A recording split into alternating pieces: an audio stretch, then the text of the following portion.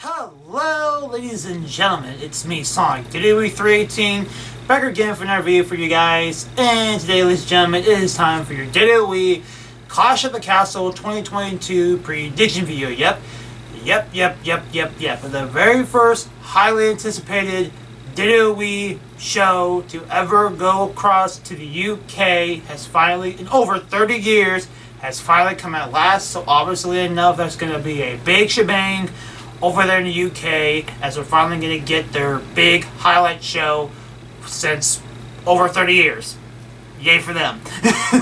Okay, and at the time of recording this video, we are 2 days, 18 hours, 48 minutes, and 58. Let me rephrase this again.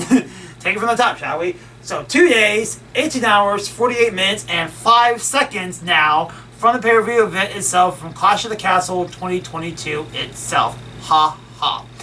And spoiler alert, obviously enough, since we are actually recording this days away from the actual show itself, obviously enough, because obviously I'm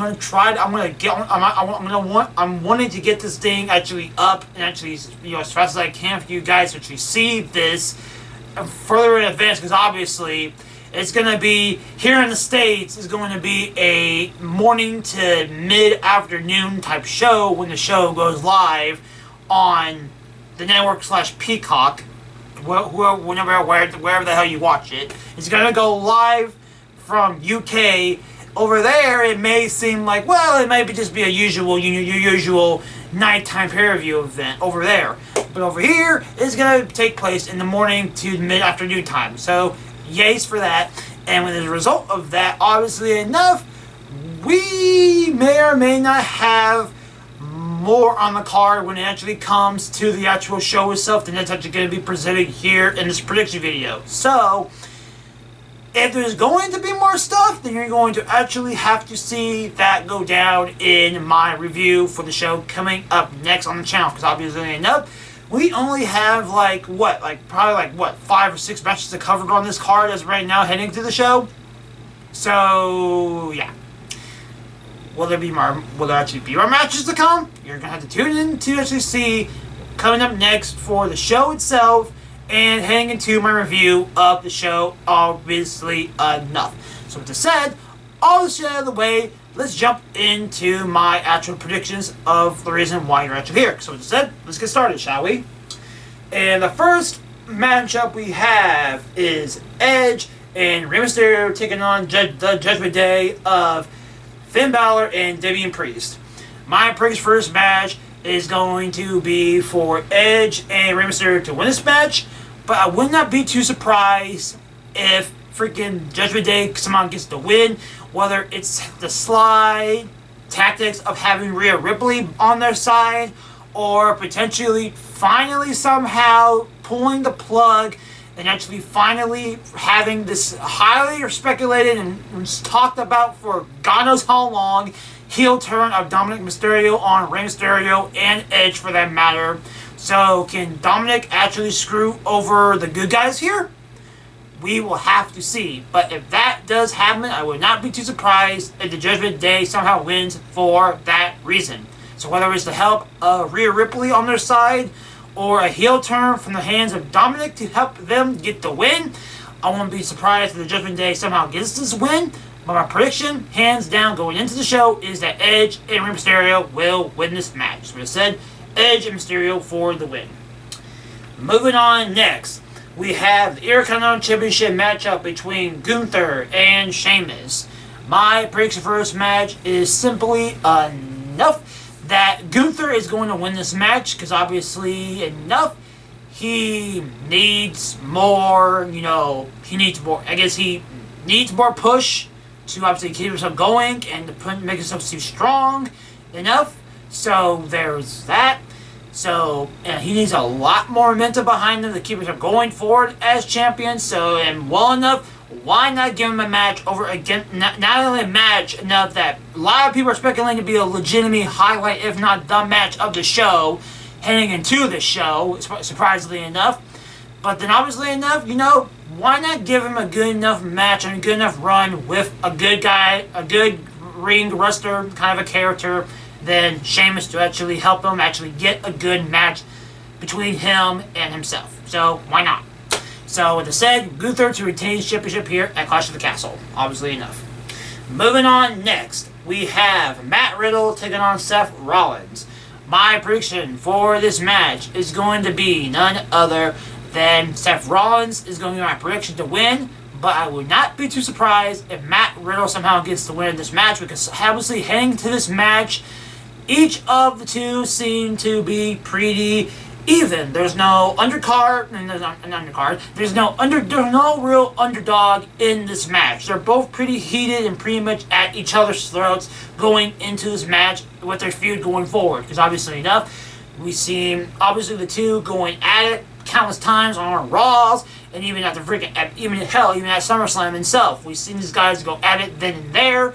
And ever since then, heading into the show itself here at Clash of the Castle, they've just been, once again, been at each other's throats, countlessly throwing remarks, throwing haymakers, and just throwing so much at each other going into this match that they're both pretty even and that anyone could actually win this match overall. So with that said, though, while I would not be surprised, I would not mind seeing Matt Riddle get the win out of this match, I'm going to go with Seth Rollins to get the win in this match. So with that said, Seth Rollins for the win.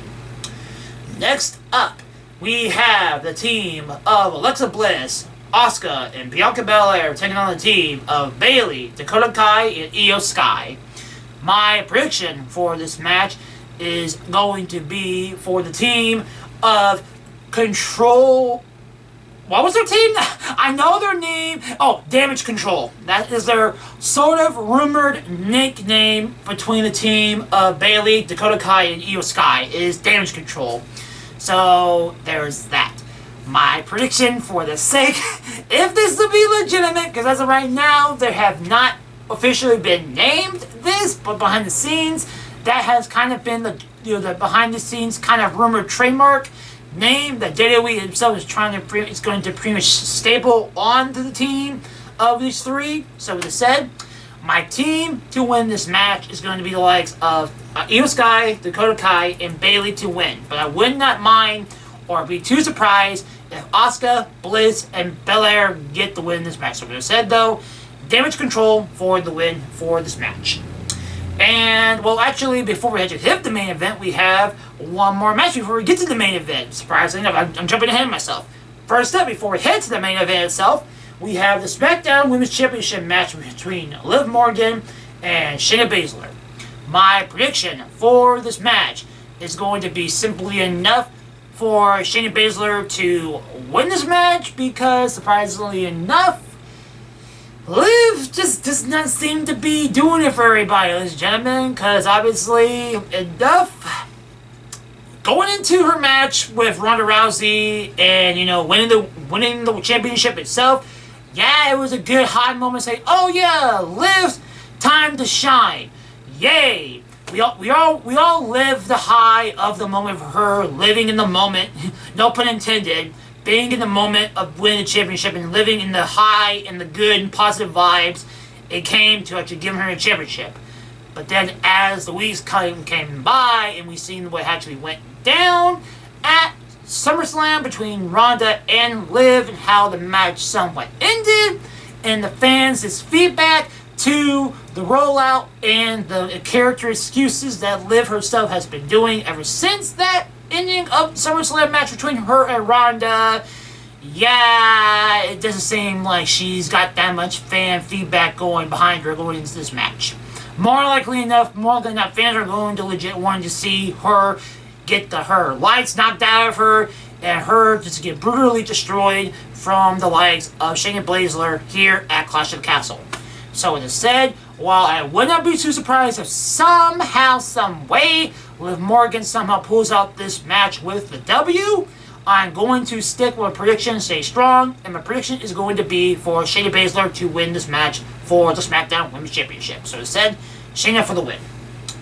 And now we have the main event, which is going to be none other than Roman Reigns taking on Drew McIntyre for the Undisputed WWE Universal Championship. My prediction for this match is going to be a very interesting one, because obviously enough, it can go in, and this is very well going back onto my exact thought process between Matt Riddle and Seth Rollins.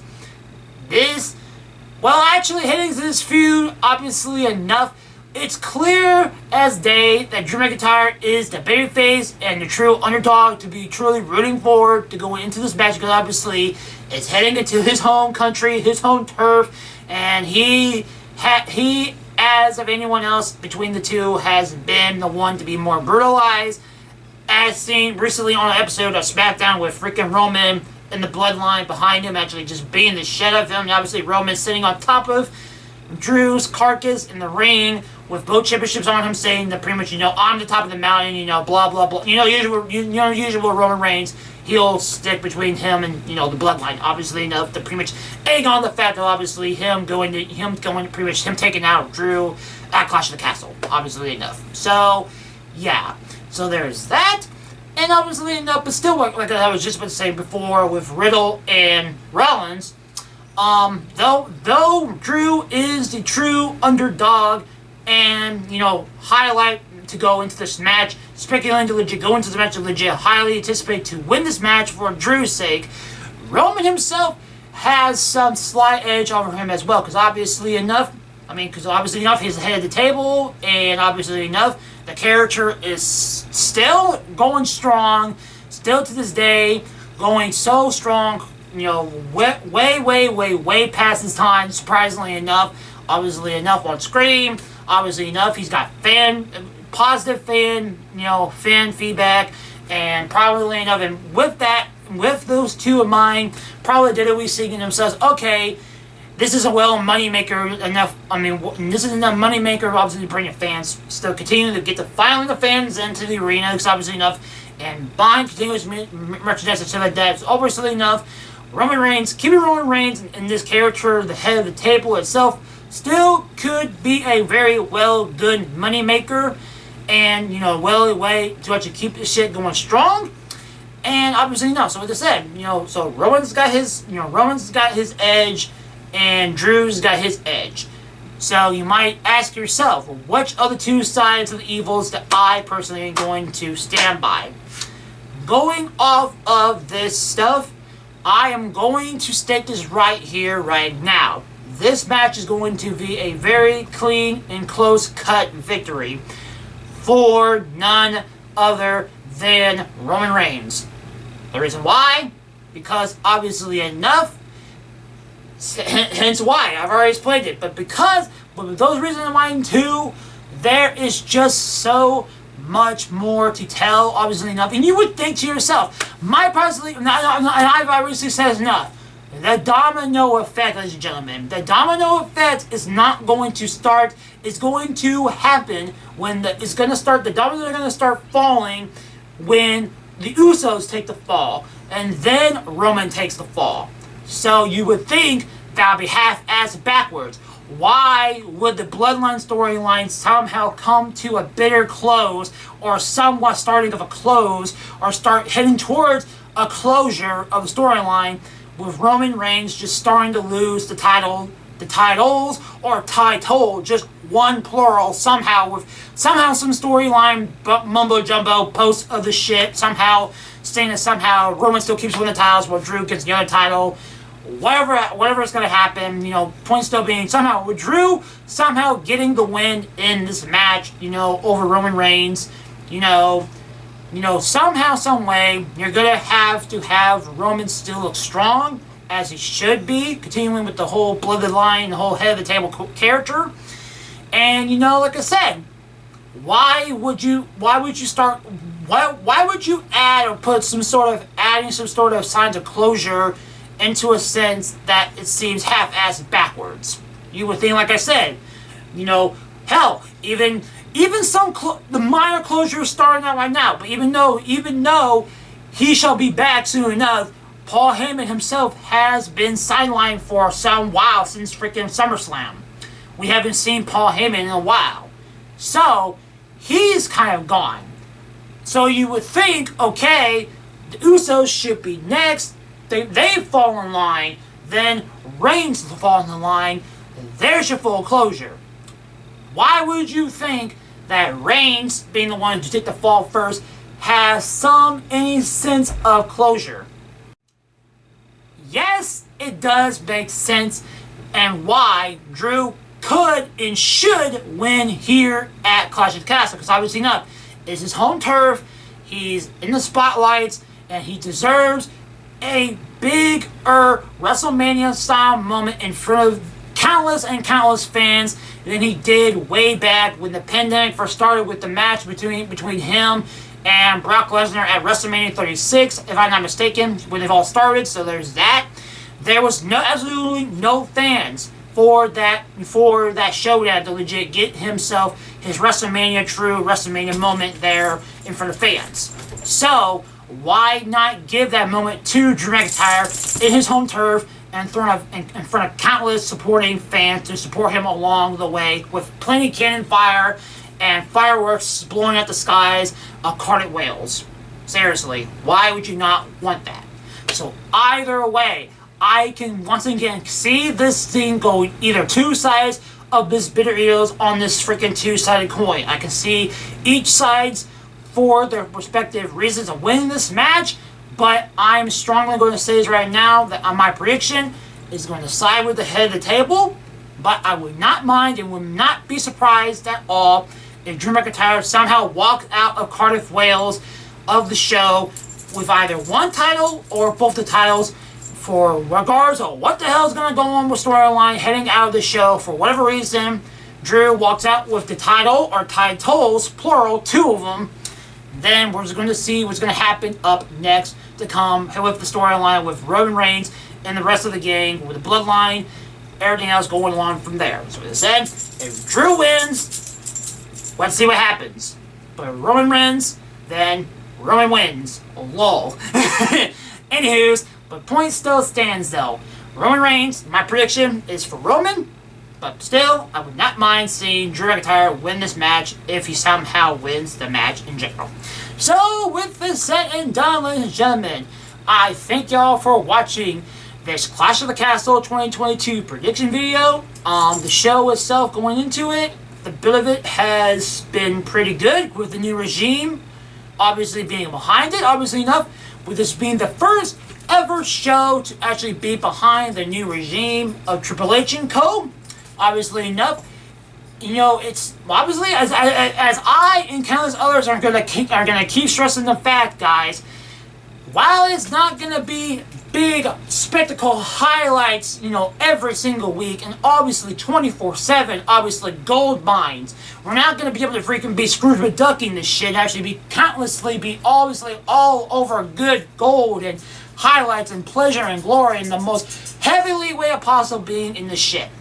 It's going to take it's steps. It's going to be baby steps, ladies and gentlemen. Every step of the way, we're gonna imagine we are on a ladder. We're on a ladder, continuously climbing up from the freaking pits of hell that Vince and Co. of the old regime left us before. As we're gonna continuously climb this ladder and continually going up, as we're gonna keep going up and reaching eventually the highlights of the promised land that we could potentially get soon enough in the near future to come, with the new regime promising enough to get us there soon enough, eventually in time. But like I said, ladies and gentlemen, baby steps, ladies and gentlemen, baby steps.